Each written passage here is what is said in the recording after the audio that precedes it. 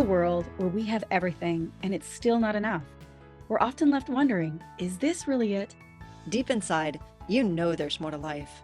You're ready to leave behind the old push your way through and claim the deeper, more meaningful life that's calling you. That's what we invite you to explore with us. We're your hosts, Stephanie Allen and Maren Oslak. And this is the Soulful Leader Podcast. Yay! Hi, welcome to the Soulful Leader. Super excited about talking in this podcast. And some of you are going to cringe when I say this, but planning. I know it's the fall and we're, some of us are heading back to whatever we left for the summer. And, it's a different headset, isn't it? From leaving the summertime back, coming back into the ritual and the routine. And I know I grew up with someone who, as a parent, they loved routines and rituals, and I hated it. I just loved the freedom of space of summertime. And so it was a little bit of wrangling of getting me back in that headspace of, oh yeah, I'm back to school, or I'm back to work, or I'm back to different things. And I'm really excited because, Maren and I are talking a lot about living it soulfully, living it differently. Like, what if there was space to really unfold a life that transcended planning, but also included it? And we could look at it from a new way. So stick with us. We're going to talk a little bit about how we're using our awareness and our time and our energy to really move towards a life that we want to live into. I know for myself, I'm probably very much in alignment with you of like, I'm not a very good planner. My husband is. I'm not. And one of the things I think for myself is the word planning. Our mentor, Daniel Goodenough, that we talk about a lot, he talks about intention. And I do a much better job of holding my attention on my intention. So what I mean by that is like really keeping my focus on where I'm going and what I want than I do on keeping a plan. And I think that part of my frustration with planning and this word planning and holding to a plan is that I did that when I was younger and it got me into trouble.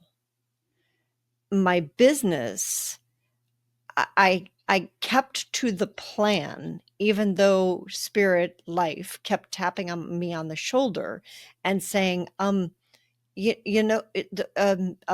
here, Maren, excuse me, Maren, there's something else. Maren, it was really trying to get my attention. And I had been trained by this wonderful society that we're in and by a parent that was also very good at planning, like to put my blindfolds on and stick to the plan.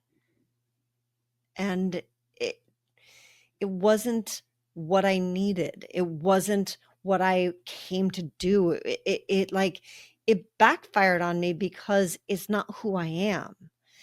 And the more I've gotten to know who I am and how I operate, and I'm in the conversation with life instead of trampling life, the easier it's gotten for me.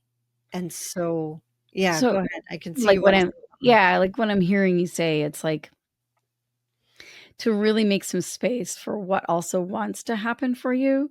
Yeah. And often in our society, we think of a plan is like at all costs, I'm going to make this happen. And Yes. I think that's the key. At all costs, we just we annihilate everything else outside around that might actually help us. And I mean, I have a good example of that in my own life in the way of like I had a plan to put an addition, like to tear off an old it's funny, it was like a lean-to shed that was against the house that was built in 1940, and it was only supposed to be temporary from my grandfather's point of view. I have a family house. And during a storm, a massive 5-ton tree fell on it. And I had planned that I was going to kind of renovate it in 10 years because I was telling myself I didn't have the life force, I didn't have the time, the money, the energy. I didn't even have the vision of what really I wanted there, but all of a sudden now the freaking tree fell on it. So I'm like, "Well, I guess I gotta do something now."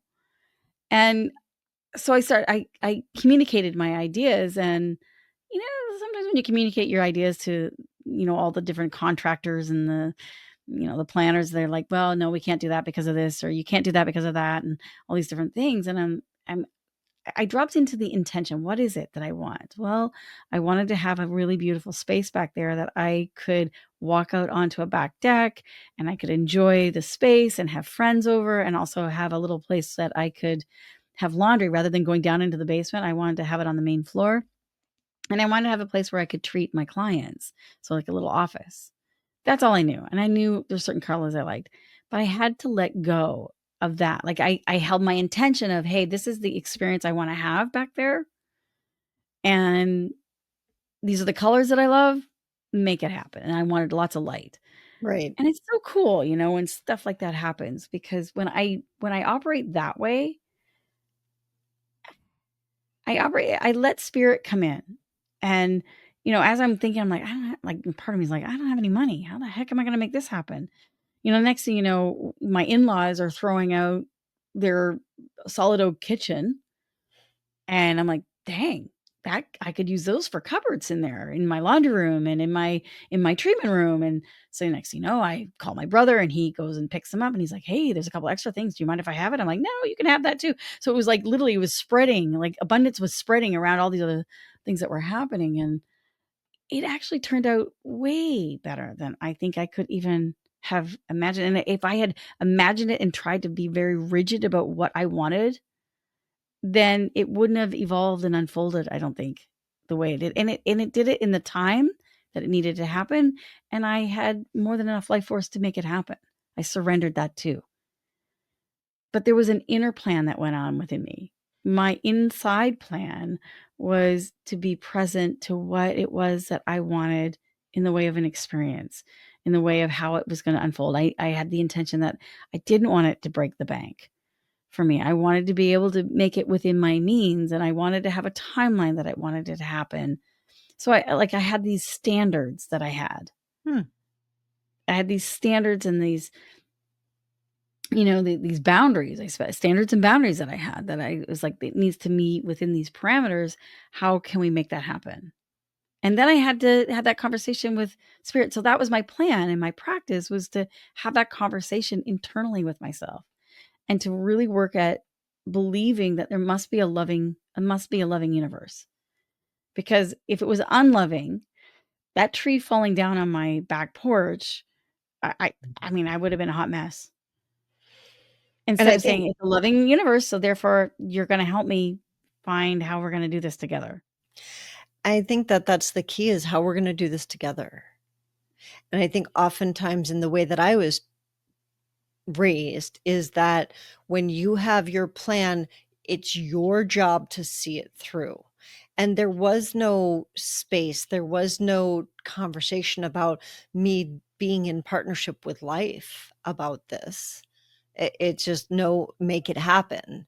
And, you know, I think of it as like pull your big girl panties up and make it happen type of thing. This Mhm. like push that At all we at costs. all costs, like you said earlier, that we have in our culture that doesn't allow for partnering with life, with other people, of realizing that, like you said, with your brother and with your in-laws, it's like it was a win-win-win. They didn't have to pay to get it hauled away. It didn't go into a landfill. You got cabinets and your brother got and like everybody won Mhm. because you made space for that in saying, okay, well, this tree fell 7 years before I expected it to.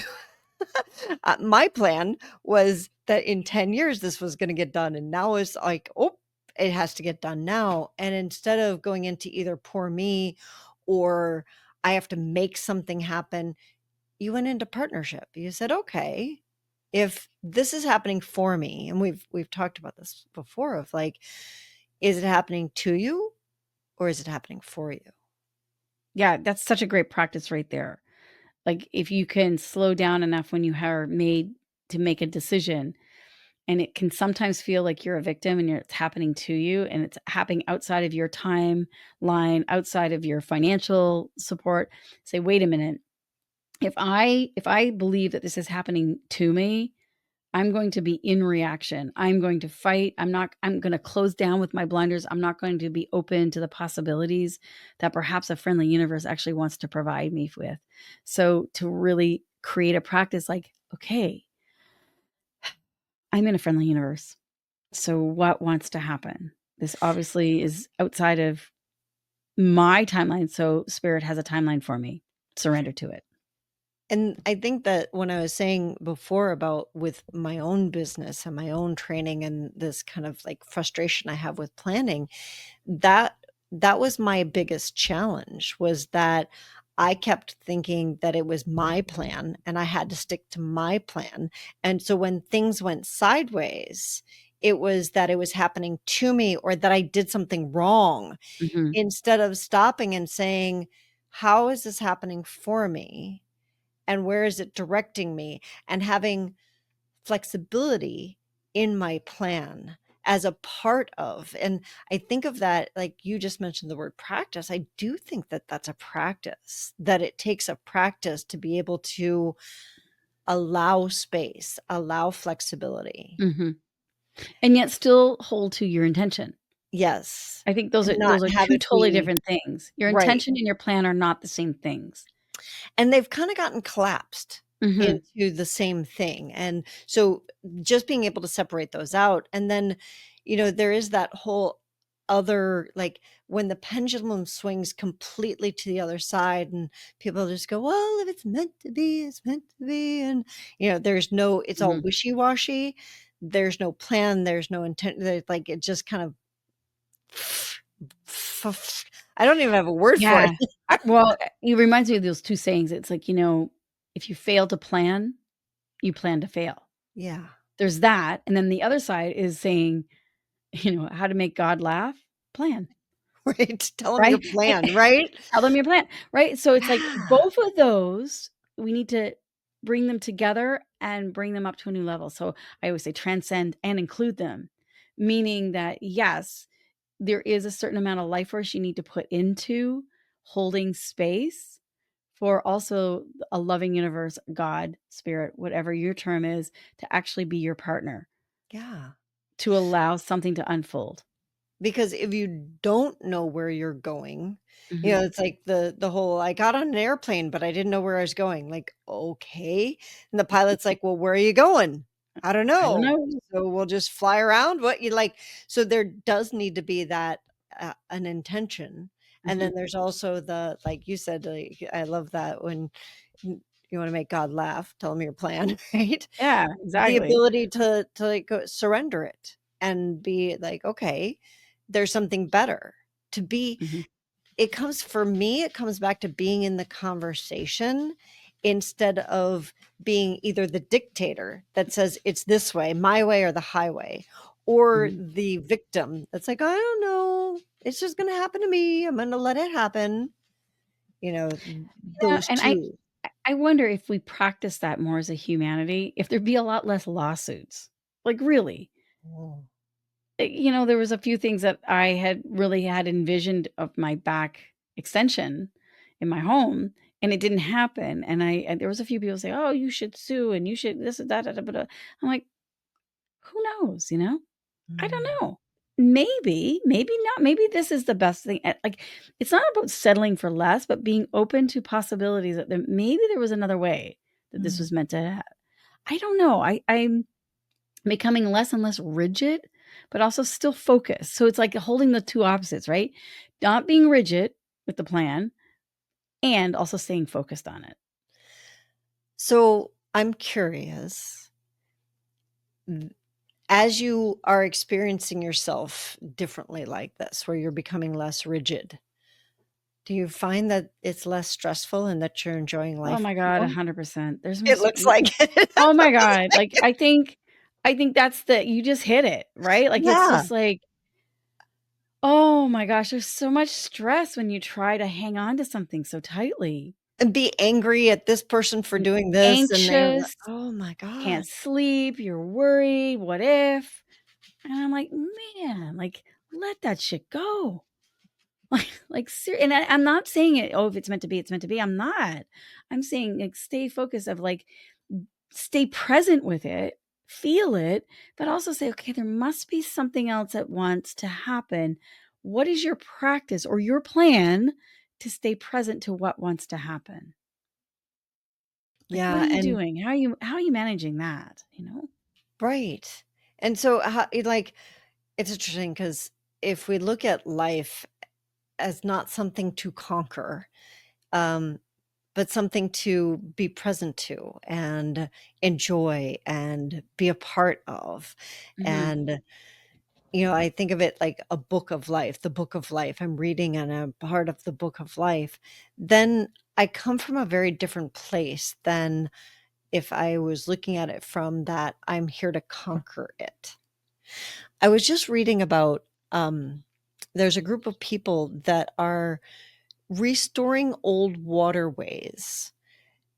We have, as a culture, we've tended to, not tended to, we have imposed our will on the environment around us.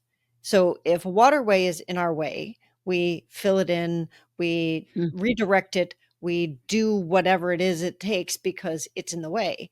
And it's been causing problems. Imagine that.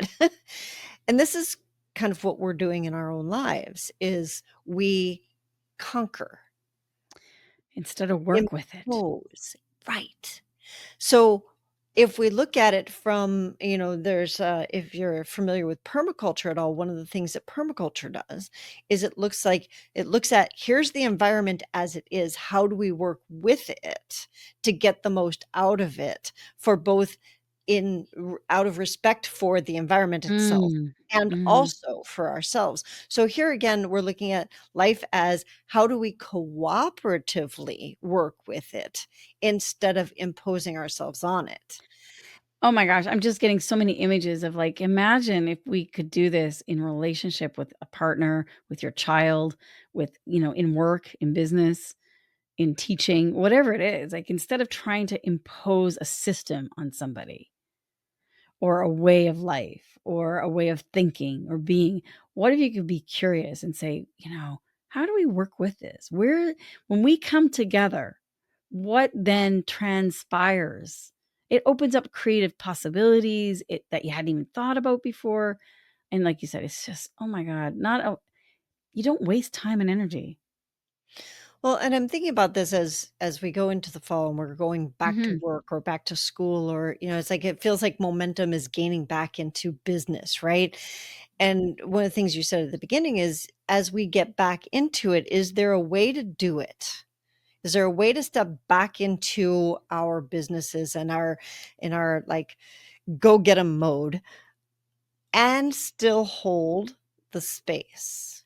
And I think that's really what it comes down to, and what I'm also hearing is because when we can do that, then we don't have the stress and we don't have the anxiousness, and we actually have the space for creativity and for doing it differently and for partnering with people and for all of the goodness that could be there instead of the domination of I will make it happen, that we've been Yeah. trained to do.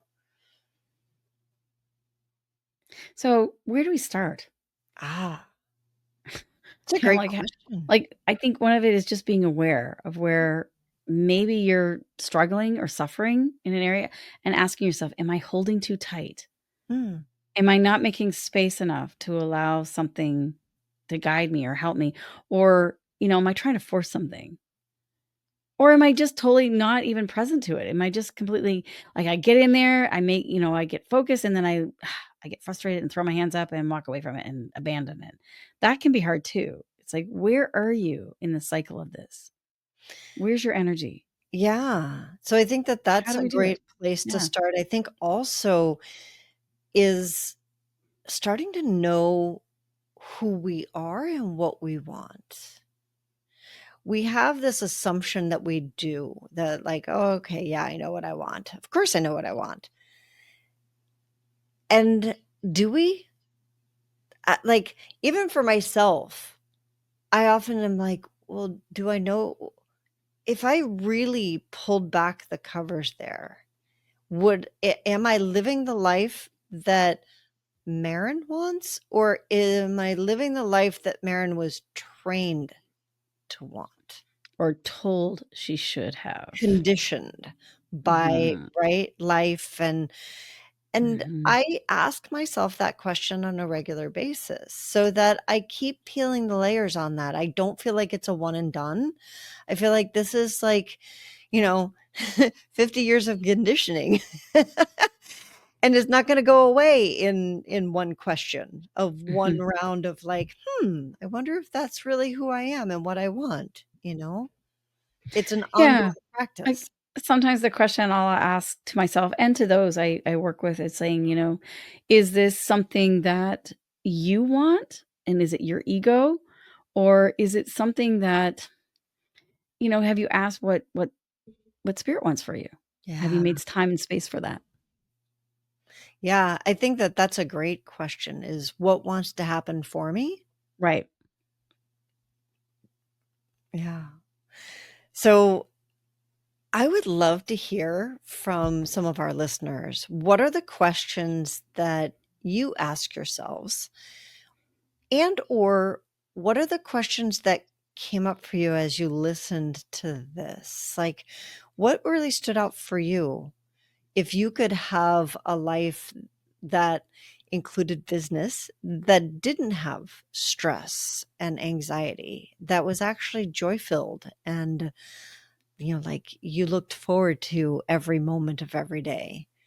What kinds of questions might allow you to get to that place that you might ask yourself?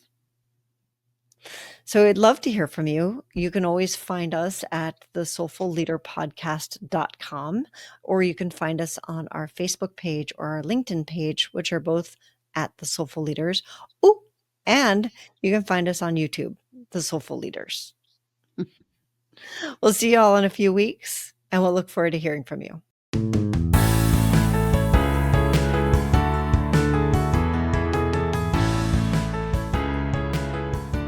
And that wraps up another episode of the Soulful Leader podcast with your hosts, Stephanie Allen And Maren Oslack. Thank you for listening. If you'd like to dive deeper, head over to our website at thesoulfulleaderpodcast.com. Until next time.